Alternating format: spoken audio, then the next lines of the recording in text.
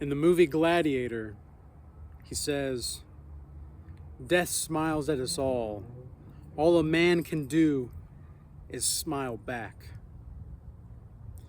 And you know what? That's a hell of a quote to live by, man. That is a hell of a quote to live by, because it's so stoic, right? Like, it's grounded in stoicism, which I really like stoic philosophy, but I don't think that it's, I think it can be overrated sometimes in some degrees. And not because of the actual teachings, but because of the way in which people present it. It's like religion. You know, it's like religion. Any type of philosophy, the way that you present something can like turn you on or off to it, really, right? So the way people present stoicism kind of just rubs me the wrong way, but overall it's a great mode of life to live by. I mean, try living by that. It's like even reading like the Tao Te Ching. If you read the Tao Te Ching, it's like reading something that you already know but have no clue how to understand if you're reading for it the first time. You know, it's it's just funny because it's so poetic and it means so much to you, and yet you're like, but what the does it mean, man? Like, what the hell does it mean? So death smiles at us all, and all the man with a full sack can do is smile back too. And men with full sacks, we smile at death in a different type of way. We see death as an avenue into timelessness, because we are not attached to the timelines that we're on. We can freely let go of outcomes. We can embody outcomes. You see, that's the difference, is we embody outcomes, and we don't need to have anybody's permission to be who we are. We just don't. And it takes a great relationship inwardly with your psychology and with your psychophysiology to really integrate that and to express the ontological physics of life in such a poetic way is something that, from what I can tell, only men with full sacks can do. Women can do this, of course, but there's something just like the greatest version of a man in my experience and from what I've seen. It's not that the greatest, like the most ideal version of a man is more beautiful than a woman necessarily on the outside, because I think women are one of the most beautiful creatures as far as the external appearances, of course, ever. But a man's inner beauty, like when a man truly is at his most inner beauty, there's nothing more beautiful than that in some ways, right? I mean, this is one of the reasons why we don't really hear too much about enlightened women anymore, or at least not in the sense. And women will say like, oh, well, it's because we've been oppressed for so long. And it's like, okay, well, Christ was oppressed, Jesus was oppressed, and Buddha was oppressed in a certain type of way. I mean, we're all oppressed in certain ways, you know. That's just byproduct of life. And all that we can do is learn how to smile back. And if you don't know how to smile back at death, you're going to be in a predicament where you are suffering unnecessarily. So, for example, you might be attached to corn. Okay, everybody knows what I'm really talking about here. So you might be attached to corn. But in that attachment to corn, you start to see how lust is, in my book, the Book of Oldishness, I describe it as a mildew. It's a brutish mildew of the soul. And so this lust is like a mildew that is brutish and it's in the soul. And to let go of that brutish quality of yourself, in a way, feels like letting go of your animalistic qualities, but it's not. It's actually transcending them by accepting them. Because there's a great quote by Ram Dass, who he talks about his bodiless friend Emmanuel. Okay, and Emmanuel, he goes to Emmanuel and he says, "Look, I'm Emmanuel, I'm too pure for this.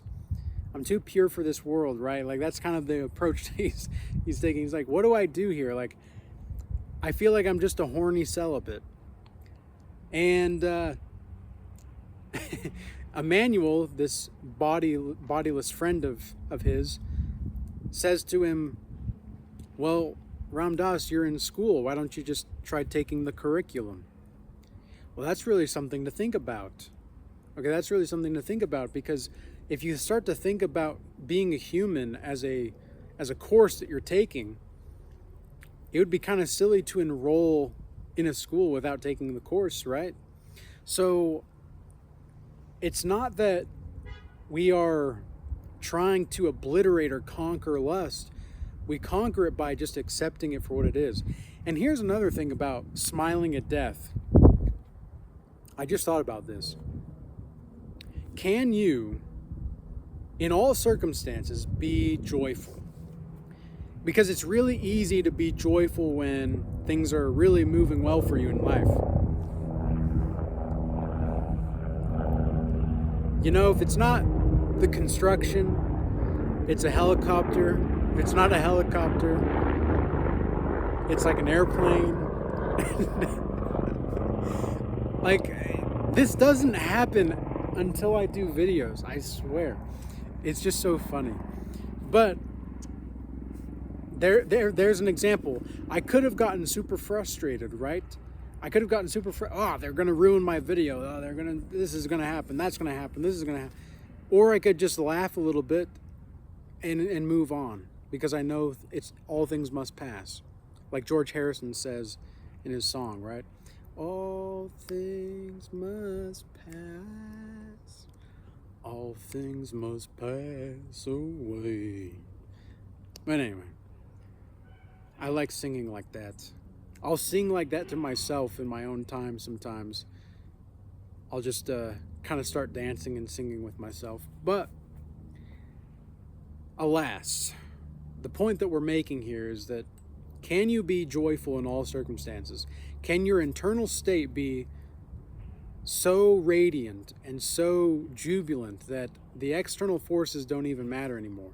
Because this is something that I talked a lot about recently with somebody, was that spiritual warfare only exists if you think it exists. Now, a lot of you will be pissed at me for this. You're gonna, well, no, I go through spiritual warfare. How dare you? How dare you say my spiritual warfare is an illusion? Case in point. Case in point. I'm not saying that it's not real. I'm not saying what you're not experiencing is real. What I'm saying is it's not really true. Because when you operate inwardly from a place of timelessness, ontologically speaking, good and evil don't exist. It just simply is, or it is not. There is, or there isn't. You know it, or you don't. And even when you know that you know something, you just trust in the present moment. Like, that's all that we can do, is trust in the present moment. This is another reason to smile at death. All that we can do is smile back at death. I mean, I don't think that I think that talking about death is a bit taboo for most people, because they're attached to their bodies. I mean, I don't even think about death as being a sad thing anymore. I really don't. I mean, it's part of life, man. Like, you have to have death to have life, and you have to have life to have death. They're not like separate. They're one and the same. And we get the great fortune of experiencing this totality of life experience in this human body. We're enrolled in the curriculum, right? And why not enjoy it? You know, why not enjoy the life that we're living to the fullest? Why not see the grace? Why not? What is so preposterous to us that we are convinced that we have to think about death as a sad thing, because we're like romanticizing death, you know? We're like grieving over our grief. Like, I don't think, like, yeah, it could be sad to lose people sometimes, but is it? I mean, they're not really gone. They're just not, they've just dropped their body. You know, they've dropped their body. It's not like anything that we do isn't going to have an effect on the soul of existence. Like, you, by doing everything that you do every single day, like, everything matters, and yet nothing matters. Ah, there's the construction. Beep, meep, meep. Oh my gosh. We're reconstructing a lot of inner architectures right now. We're reconstructing a lot of structural designs in your soul. Because, like I mentioned in a recent video recently, yeah, exactly. If the body is going to be dictating how you view your soul, is the soul the body, or is the body the soul? Like, how do you perceive this? What exactly is the truth here? Because the thing is that if you think about death, for example, if you think about death in a certain way, and you're attached to that perception of death, well, then of course you're going to be ostracizing yourself. Of course you're going to be guilt filled and grief filled. You're not going to know which way is up and which way is down, because you're so caught up in the romanticization of the narrative structure that you're presenting to yourself that you just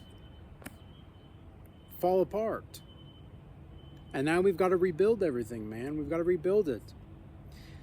I mean, what if I told you that you can make a godlike mastery structure for yourself that is a system to get you out of all systems, and all you have to do is trust the process? I mean, yes, I do offer a godlike mastery offer for everybody, but, well, it's not for everybody. It's for certain people that are truly ready to transform in a very drastic way. But it's for those that are prepared for using the tools that I've given them. Because a lot of people will hear the words that I said. Like, I remember it was just a couple months ago when somebody hacked my account on YouTube, and I had to go, you know, in the dark for like a week on my channel. Didn't even know if I was going to get my channel back. And it actually turned out to be one of the best things that happened for my channel, because it allowed me to open up a new domain of consciousness inside of myself, as well as creating the Regal Shaman channel that I have now, which I'm very blessed to see the growth in it, and to see it resonating with so many people.